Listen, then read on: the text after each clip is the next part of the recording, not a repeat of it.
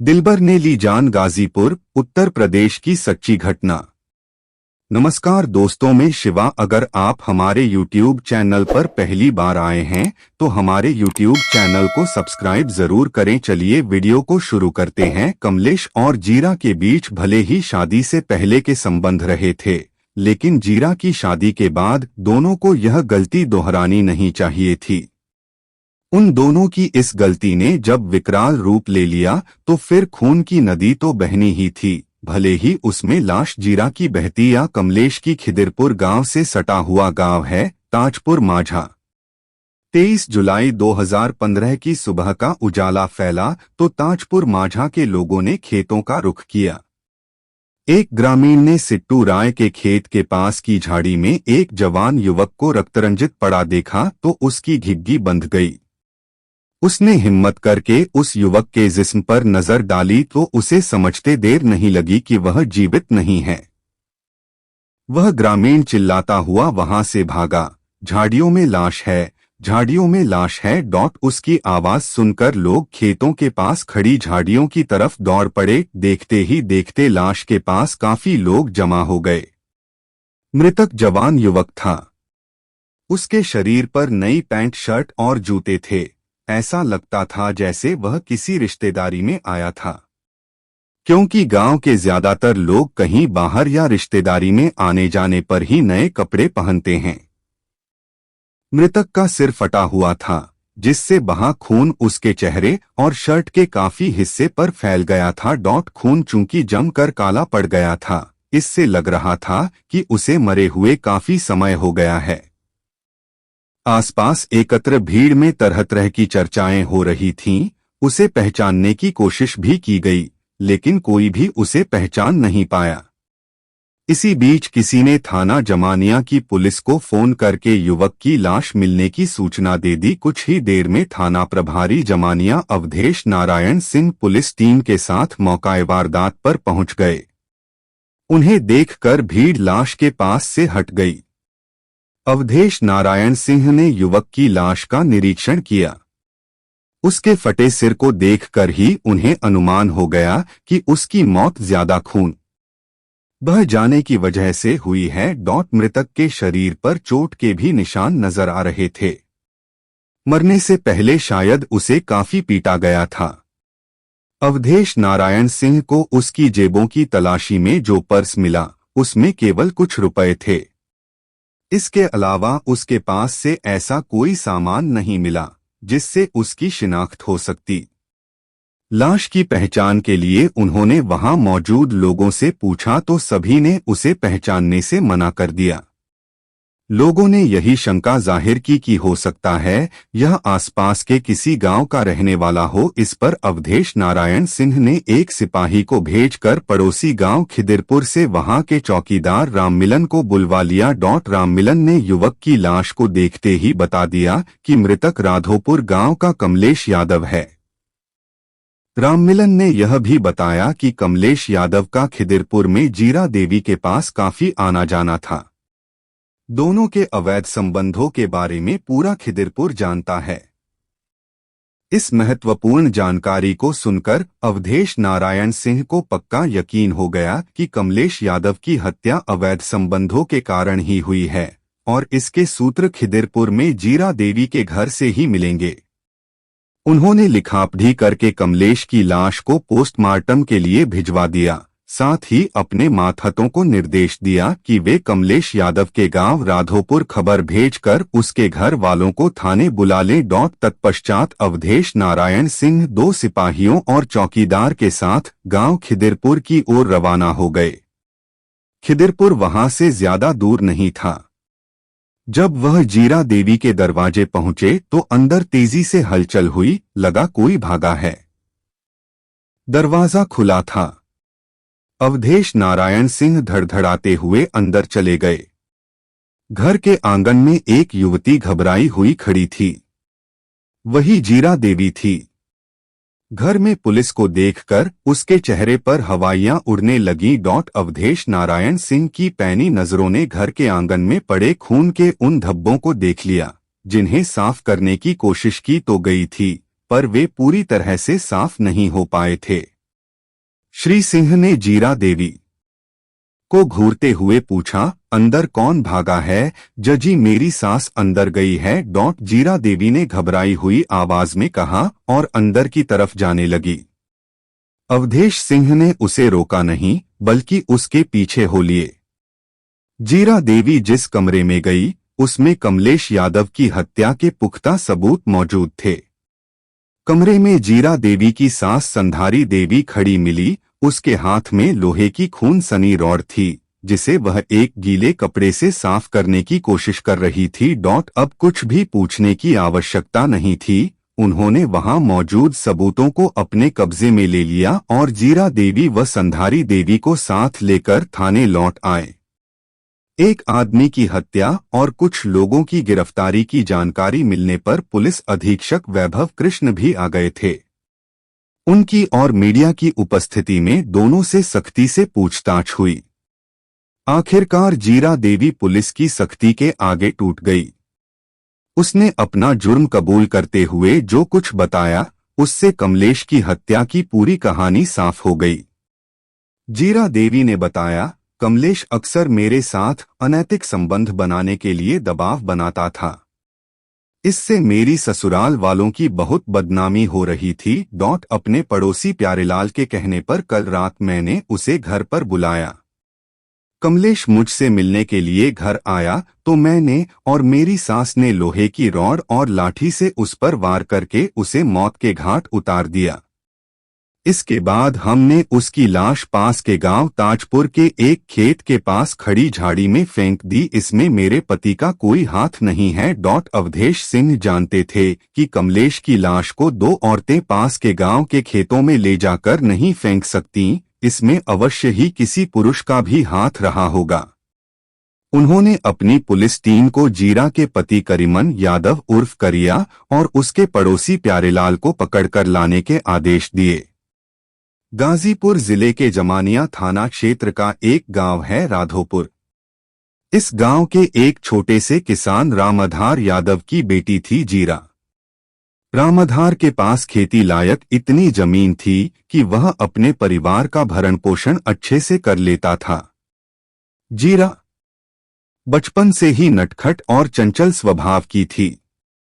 पढ़ाई लिखाई के साथ खेत खलिहान और गांव की गलियों में खेलते कूदते जीरा कब जवान हो गई, उसे पता ही नहीं चला। उसे अपनी जवानी का एहसास तब हुआ जब उसके जीवन में प्यार का एक मदहोश कर देने वाला झोंका आया। वह मदमस्त कर देने वाला आवारा झोंका था कमलेश। वह भी इसी गांव में जवान हुआ था। उसके पिता रामविलास यादव भी किसान थे। कमलेश की पढ़ने में ज्यादा रुचि नहीं थी। सारा दिन अपने दोस्तों के साथ गांव की गलियों में घूमना, फिल्मी गाने गुनगुनाकर खुद को हीरो साबित करने की कोशिश करना उसका काम था। एक दिन वह अपनी साइकिल से कस्बे की ओर जा रहा था, तभी उसकी नजरें सामने से आती हुई जीरा पर पड़ गईं। 19 वर्षीय कमसिन अल्हड़ खूबसूरत जीरा की बड़ी बड़ी कजरारी आंखें, कमर तक लहराते काले बाल, पतली छरहरी कंचन सी काया किसी भी युवा दिल को आकर्षित करने के लिए काफी थी। उसके चेहरे पर ऐसा चुंबकीय आकर्षण था कि कमलेश अपनी आंखें तक झपकाना भूल गया। उसे ऐसा महसूस हुआ जैसे उसका दिल सीने से निकलकर बाहर आ गया है। हाय, इतनी दिलकश हसीना मेरे गांव में रहती है और मुझे पता ही नहीं चला, कमलेश ने सर्द आह भरकर कहा तो जीरा ने आंखें तरेरते हुए जवाब दिया, अच्छा, अगर पहले पता चल जाता तो क्या कर लेते कसम पैदा करने वाले की, मैं तुम्हारा हाथ मांगने खुद ही तुम्हारे दरवाजे पर आ जाता। जीरा थोड़ी शर्माई, फिर झेंप कर बोली, क्यों घर में माँ बाप नहीं हैं, क्या तुम्हारे हैं? कहो तो भेज दूं अपने बाप को, कमलेश ने शरारत से पूछा। धत जीरा लाज से दोहरी होकर तेजी से कमलेश की बगल से निकल गई। उफ, यह शर्माना, कमलेश ने फिर ठंडी सांस भरी और बोला, अरे नाम तो बताती जाओ। जीरा नाम है मेरा। जीरा ने पलटकर बड़ी अदा से बताया और फिर लहराती हुई चली गई। कमलेश तब तक वहां खड़ा रहा जब तक जीरा उसकी आंखों से ओझल नहीं हो गई। उसे लगा जैसे आज उसका दिल उसके पास नहीं है, उसे जीरा चुरा कर ले गई है। वह उस दिन बेमन से कस्बे के बाजार गया। इत्तफाक से दूसरे दिन जीरा उसे खेत में मिल गई। उस दिन सांझ ढल रही थी। जीरा ने जानवरों के लिए घास का गट्ठर तैयार कर लिया था और उसे उठाने का प्रयास कर रही थी, लेकिन सफलता नहीं मिल रही थी। गट्ठर भारी था और आसपास कोई दिखाई नहीं दे रहा था। तभी कमलेश वहां पहुंच गया। उसने जीरा को देखा तो उसके पास चला आया। क्या मैं तुम्हारी कुछ मदद कर दूं? कमलेश ने प्यार से पूछा। ना बाबा, जीरा ने अपनी मुस्कुराहट छिपाकर घबराने का अभिनय किया। तुमसे उठवाऊंगी तो दंड भोगना पड़ेगा। दंड? कमलेश चौंका। कैसा दंड? मैं जानती हूँ, फोकट में मुझ पर एहसान नहीं करोगे। बोझ उठवा दिया तो कहोगे मुझ पर उपकार किया है। अब बापू को भेजूं तो हाँ बोल देना। कमलेश हंस पड़ा। वह तो तुम्हें वैसे भी बोलना पड़ेगा जीरा। जानती हो, तुम्हें जब से देखा है न दिन को चैन है, न रात को ठीक से सो पाया हूँ। पता नहीं कैसा जादू कर दिया है तुमने मुझ पर। जादू तो तुमने भी चला दिया मुझ पर। जीरा सिर झुकाकर लजाते हुए बोली। लड़की हूं न, अपने दिल की बात होठों पर लाते हुए झिझक होती है। कमलेश ने प्यार से उसकी कलाई थाम ली। तुम्हारी हाँ की गवाही तुम्हारी शर्म से झुकी आंखें भी दे रही है जीरा।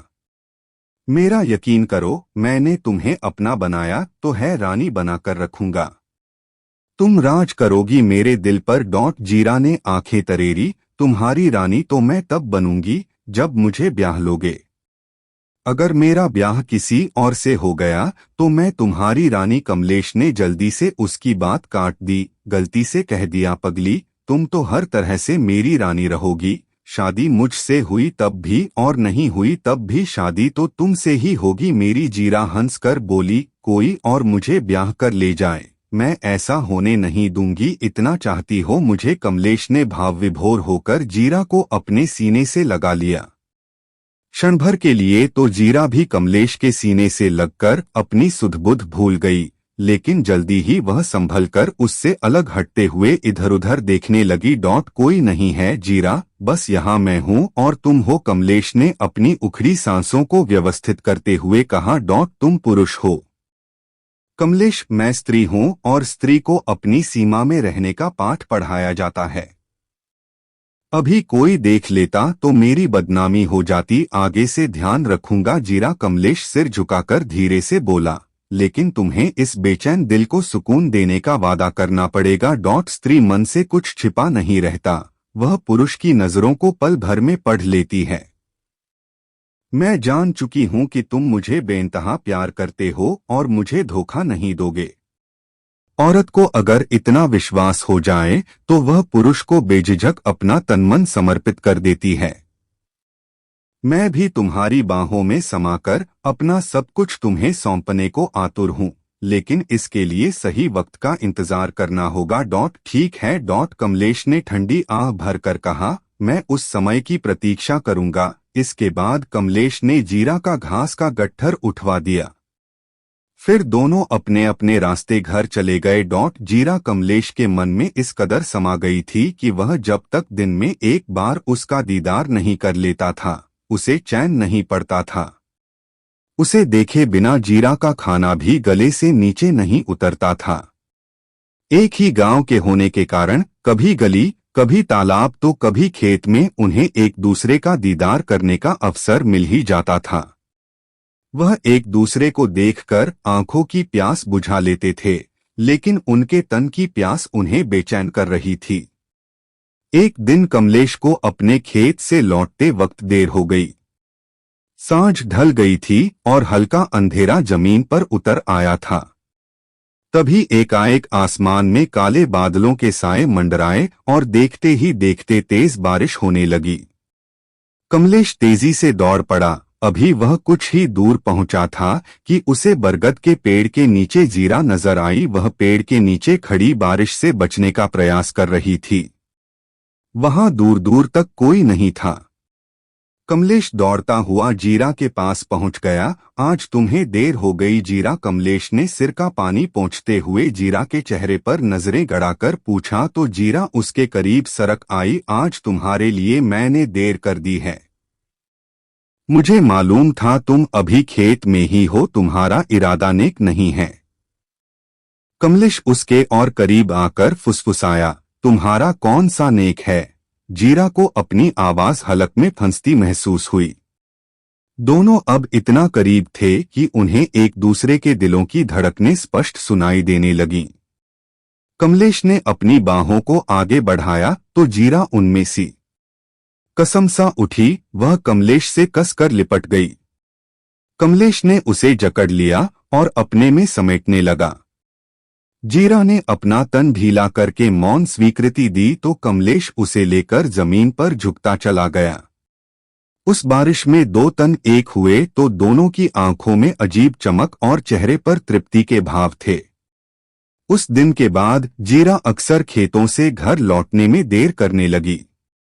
कमलेश के साथ प्यार का अनैतिक खेल खेलने के लिए जीरा ने उपयुक्त स्थान और समय खोज निकाला था। सांझ के धुंधलके में जब खेतों में सन्नाटा व्याप्त हो जाता था, दोनों प्रेमी अपने तनमन की प्यास बुझाते थे। जैसे जैसे यह खेल आगे बढ़ रहा था, उनके प्यार का बंधन भी मजबूत होता जा रहा था। लेकिन ऐसी बातें छिपती कहाँ है। एक दिन कमलेश और जीरा को एक आदमी ने बरगद के पेड़ के नीचे आपत्तिजनक स्थिति में देख लिया तो बात जीरा के बाप को पता लगने में देर नहीं लगी।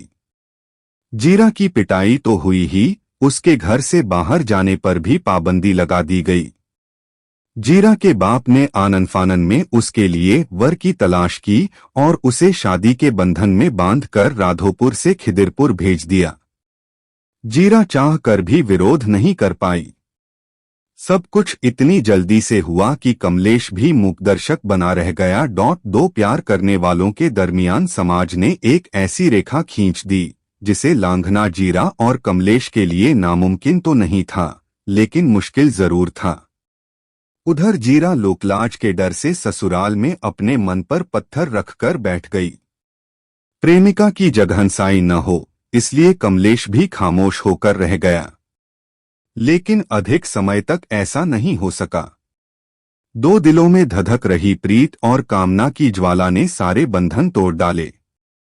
एक दिन जीरा ने ही कमलेश को अपनी ससुराल आने का न्योता दे दिया।